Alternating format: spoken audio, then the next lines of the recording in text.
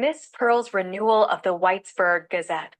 The Great Gazette Renewal, Pearl's humorous interview with Butch Hampton. In the quaint town of Whitesburg, nestled near the winding Chattahoochee River, Pearl Beasley was known as the feisty editor of the Whitesburg Gazette. With her oversized glasses perched precariously on her nose and a notepad that seemed bigger than her heart, she was ready for a transformation, both for herself and for the Gazette, which had started to show signs of age, much like Pearl herself. One fine Thursday morning, while sipping her usual cup of strong coffee, which she affectionately referred to as the wake-up juice, Pearl hatched a brilliant plan. I'll conduct a series of interviews with prominent community leaders. That'll give the Gazette the shot in the arm it needs. She plopped the coffee cup down with a determined clink, startling the cat, Sir Whiskers, who promptly abandoned his perch. With excitement bubbling, Pearl grabbed her notepad and wrote down a list of potential interviewees. First on the list was none other than Butch Hampton, the owner of the local funeral home. There's no better place to start renewal than with someone who knows all about life's transitions, she declared, unfazed by the subject matter. The very next day, Pearl strode into Butch's funeral home, a place known for its warm touches and not-so-warm realities. Butch was arranging flowers, looking as dapper as a man whose profession called for a perpetual somberness. As Pearl approached, the corner of his mouth twitched, unsure whether to smile or prepare for the serious topic at hand. Pearl, Butch greeted, wiping his hands on his bow tie. What brings you to my side of the afterlife? I'm here to interview you for the Gazette, Butch. It's time we explore the rich history and significance of funeral directing in our beloved Whitesburg, she announced, readying her oversized notepad. Funeral directing? That's quite the topic, he chuckled. You could say it's my grave responsibility. Oh, Butch, save the puns for the obituary section. Let's get to the hard-hitting questions.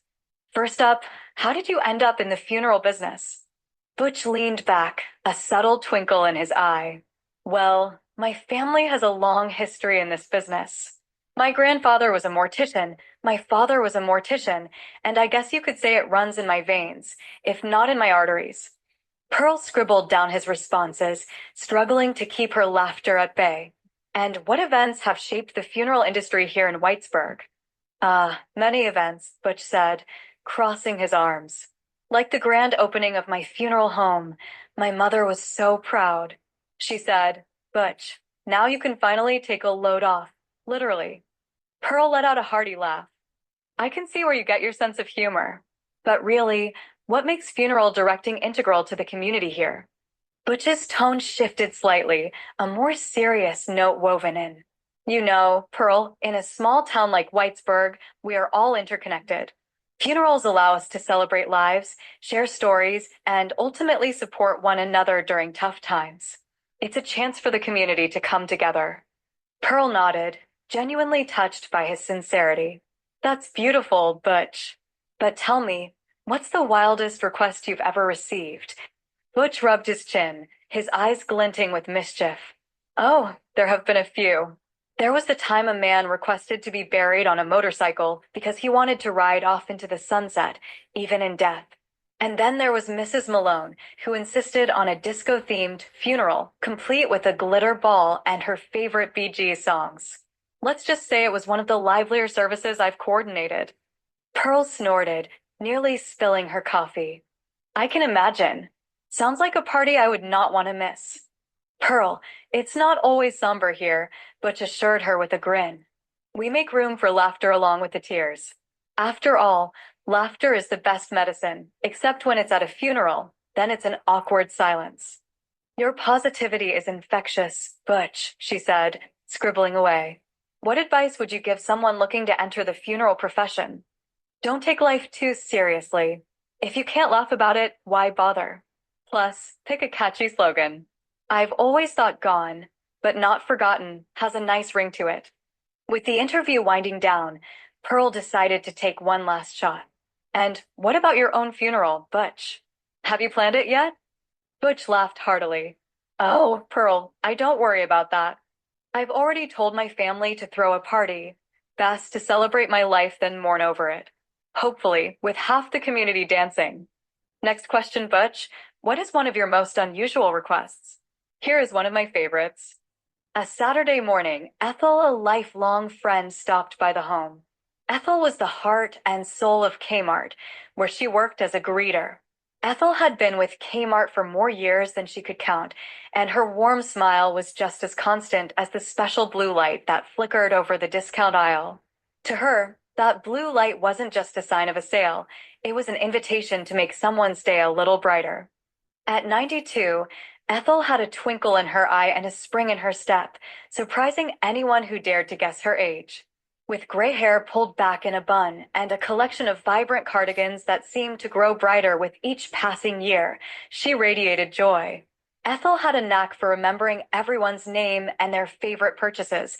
She even knew that old Mr. Thompson preferred the brand of beans that came with a blue label. One sunny afternoon, after her shift, Ethel decided it was time to make arrangements for her own funeral. You know, she mused to herself, it's best to have everything sorted out. After all, I don't want to leave a mess for my dear ones. So, she made her way to Butch Hampton's funeral home, a place known for its quaint charm and the warm smile of Butch himself, a man with a heart just as big as Ethel's. Upon arriving, Ethel was greeted by Butch, who was deeply engrossed in a surprisingly vibrant conversation about floral arrangements. Ethel, what brings you in today? He asked, putting down a glossy brochure featuring a stunning array of caskets. Ethel smiled sweetly and said, Butch, dear, I'd like to prearrange my funeral. You know, just in case I get carried away by a fit of joy or something while trying on those new orthopedic shoes. Butch chuckled, amused by her practicality and her unwavering zest for life.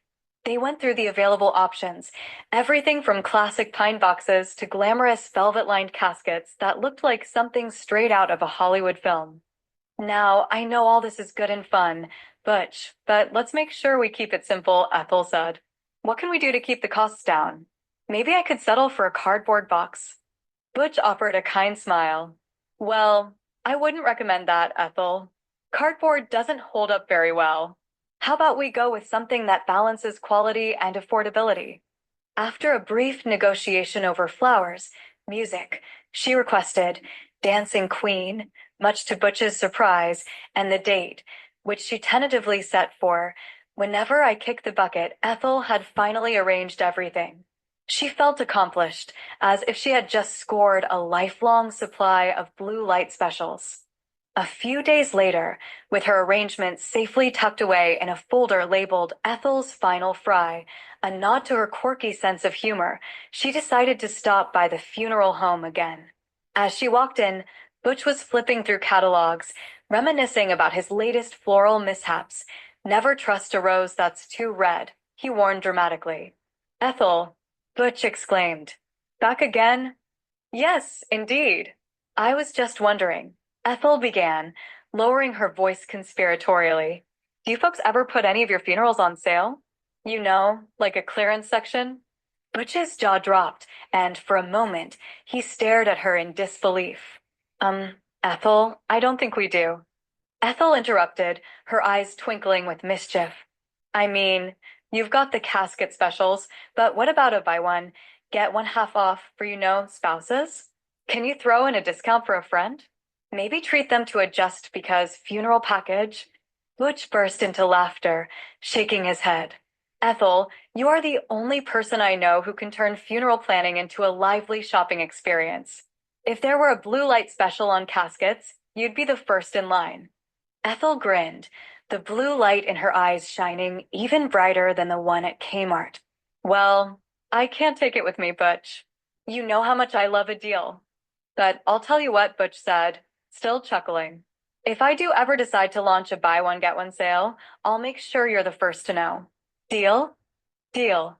Ethel exclaimed, shaking his hand like a businesswoman sealing a lucrative contract. And don't forget my Dancing Queen playlist. As Ethel left the funeral home, she couldn't help but smile, knowing that she had just brought a touch of her signature humor to a subject most deemed grim. Life was too short. not just for the living, but for the dead, to take anything too seriously. And so, with the special blue light guiding her way, Ethel bounded down the street, ready for whatever life, and perhaps even the inevitable, had to throw at her next, embracing each moment as if it were a delightful sale at her beloved Kmart. Miss Pearl, Butch, I don't know that you can top that story, but I'm going for it. What your best innovation grief care? Butch said, that's easy. Hubcap, the grief dog extraordinaire. Butch Hampton was known for two things, his impeccable funeral service and his uncanny ability to make even the saddest of situations a little brighter. One day, a wild idea struck him to introduce a grief dog to his funeral home. Dogs help heal hearts, he mused. What better way to ease sorrow than with a furry friend? And thus began the quest for the perfect grief dog. Butch scoured the local animal shelters, eager to find a canine companion that radiated love and comfort. After an extensive search and a few comical encounters, like the time a particularly hyper puppy knocked over a display of caskets, he finally came across the winning pup. A scruffy little mutt with big brown eyes, Butch decided to name him Hubcap after his uncanny resemblance to an old hubcap covered in mud, and, of course, because it was a name that would grab attention. Hubcap quickly became the unofficial mascot of Butch Hampton's funeral home. Wherever Butch went, Hubcap was sure to follow, clad in a tiny bow tie that made him look dapper. Almost immediately, they were a hit in the community. People flocked to the funeral home not just for the services, but to get some quality face time with the grief dog. Come in for the caskets, stay for the canine. Butch joked at each event. Hubcap's role was to sit patiently by grieving family members, offering a comforting paw or a soft nuzzle, and somehow managing to lighten even the heaviest of hearts. At times, Butch would catch Hubcap watching over mourners like an old wise sage, his floppy ears flicking with interest at all the hugs and tears. One day, a family came in for the service of their beloved grandmother. Hubcap took his responsibility seriously. As the family cried and shared memories, Hubcap zoomed around, wriggling his way into their hearts. At one point, he brought a specific grandchild his favorite squeaky toy, which contained the unmistakable scent of, well, everything. The room erupted in laughter, and suddenly the atmosphere lightened. Thank you, Hubcap, the little boy exclaimed, hugging the goofy dog tight. In the months that followed, Hubcap's fame grew, and he even became somewhat of a local celebrity. He was featured in the Gazette. Pearl couldn't resist writing a heartwarming story about Hubcap, the dog that heals. People began scheduling appointments at the funeral home just to meet the lovable mutt. One day, word spread that Hubcap would be attending the annual WHITESBURG fair. Butch and Hubcap set off, tails wagging and bow tie flapping. At the fair, Hubcap competed in the Best in Show contest. He strutted his stuff with the grace of a seasoned performer, trotting in front of a cheering crowd, leaping around kids who squealed with delight.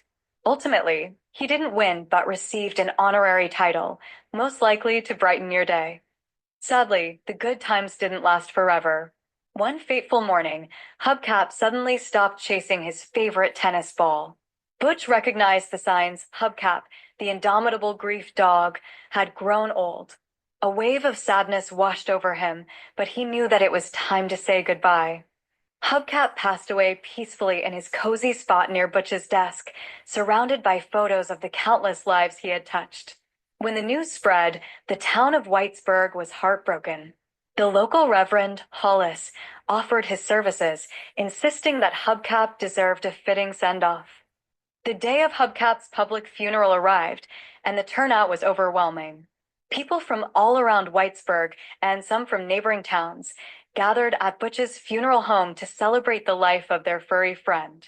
They brought treats, squeaky toys, and framed pictures of Hubcap engaging in his most cherished activities. The atmosphere was cheerful, a true reflection of Hubcap's spirit. Reverend Hollis stood by a beautifully adorned pet-sized casket lined with comforting dog blankets. Today, we remember a pup who brought joy, laughter, and, most importantly, healing to our community, he began. Hubcap was the kind of friend who would lend an ear to your troubles and never judge your choice of chew toy. The crowd laughed, wiping away tears as they shared stories of Hubcap's indisputable charm, like the time he dropped a slobbery bone into a grieving widow's lap, instantly turning her tears into giggles. As the service came to a close, Butch took a deep breath and shared, Hubcap was more than just a dog. He was our heart, our comfort, and sometimes our comic relief. Let's remember him not with sadness, but with the joy he brought into our lives. After the formalities, the townsfolk gathered for Hubcap's final resting place, a sunny spot under a big oak tree, surrounded by flowers and heartfelt mementos. They each took turns throwing a tennis ball or a treat into a little dog-shaped box nearby, a token of love that would accompany him on his journey. With laughter echoing through the air and a beautiful spirit illuminating their hearts, the people of Whitesburg learned that Hubcap may have left the physical world, but the bond they shared was eternal. On that day, a once sad funeral home transformed into a whimsical celebration of life, love, and, of course, a furry friend who would never be forgotten. And wherever you went in Whitesburg after that, you could hear whispers of joy. Have you heard? Hubcap's up there watching over us, still wagging his tail. Miss Pearl's so proud of herself for giving birth such a heartwarming way for renewal of the Whitesburg Gazette. One last question, Butch. What's another unusual happening? Butch leaned back in chair and told the story.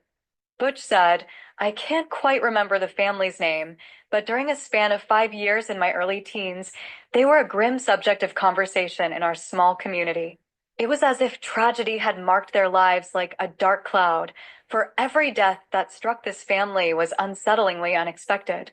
There was no gradual decline due to illness or a heart attack. Instead, their tragedies were sudden and shocking. One brother, for example, met his end in a horrific accident when something heavy fell upon him, while another's life was cut short in a terrible car wreck. The first among the 5 brothers to die faced an especially grim fate. While attempting to change a fuse in their home, he inadvertently stuck his thumb into the fuse box and was electrocuted. They all were in their early 20s or 30s, young men full of promise and potential, yet fate dealt them a cruel hand. It was clear they were not the most cautious or aware individuals, perhaps a reflection of their sheltered upbringing, as they all lived together with their parents. The family dynamic was unique. 2 of the brothers eventually married, and when they did, the house was expanded to accommodate the new additions, with an extra 2 rooms added on. This communal living reinforced the bond among the brothers, despite the shadow of tragedy that loomed over them. The eldest brother held a job with the Atlanta West Point Railroad, working as a switchman, a role that required great responsibility and attention to detail, qualities that seemed to elude them in their personal lives. I vividly recall the day we embalmed the eldest brother, an event that remains etched in my memory. I must have been around 11 or 12 years old at the time, and it was right around Christmas, an ironic backdrop to such a somber occasion. My father, who was a funeral director, shook me awake on a Friday or Saturday night and announced, "Come ride with me." He had received a call about the deceased brother, and it was not uncommon for him to take me along to observe the process. They called the man's name to my daddy, telling Hampton, Sr., that he was out of the casket and they couldn't put him back in the casket. As we approached the house, I was struck by how cold it was inside. The home, located off Old West Point Road, still possessed remnants of an era long past. An old radiant heater was struggling to produce warmth in the dimly lit living room, where every room seemed to possess its own individual heater, a stark contrast to the bustling family that inhabited it. My eyes wandered around the room until they landed on something that piqued my interest, a Polaroid camera perched on a shelf. At that time, Polaroid cameras were new and fascinating. I had seen them advertised, but had never actually seen one in use. I gazed at the collection of Polaroid pictures hanging on the walls, each snapshot a fleeting memory captured in time, but the significance of those images struck me only later. It was at that moment, as I turned my head to look back toward my father standing near the casket, that I realized the terrible truth. The boy wasn't in the casket at all. In a bizarre and unsettling twist of fate, the family had pulled him out of the casket to stand beside his brothers for one last photograph. They gathered around him, a solemn semblance of togetherness, despite the horror of their situation. The four brothers stood in casual attire while the deceased was dressed in a suit, embodying the finality of his fate. It was a strange, surreal scene, one that left me feeling both out of place and acutely aware of the fragility of life. As the camera clicked and captured that haunting moment, I felt a wave of sorrow washing over me, recognizing that my father and I were likely the only ones in South Fulton County who did not join in for that final photograph with him. Each click of the Polaroid was both a celebration of life and an acknowledgement of the darkness that had befallen this family, a family that so vividly illustrated the unpredictability of existence. As Pearl left the funeral home, she couldn't help but think she had started off her series of interviews on the right foot, or perhaps more accurately, the right footstone. Armed with stories of humor, life, and community connection, she felt reinvigorated to give the Whitesburg Gazette the revival it truly deserved. Pearl stood up, shaking with laughter. Well, Butch, thanks for being such a good sport. You've undoubtedly brightened my day and given me plenty to share with our readers. Butch, watching her leave, shouted after her, and don't forget to tell them I have some great discounts for pre-planned funerals. Only if you promise not to send me a bill for any of this, Pearl called back, grinning. And with that, she marched toward a bright future for both her paper and their small town, carrying with her Butch's witty insights and contagious laughter, ready to share them with everyone who still believed in the joyful spirit of small town life. Miss Pearl was proud idea of her for renewal of the Whitesburg Gazette and her first interview with Butch Hampton.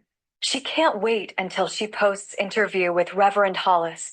The headline reads, Reverend Hollis reveals secrets of Whitesburg ministry.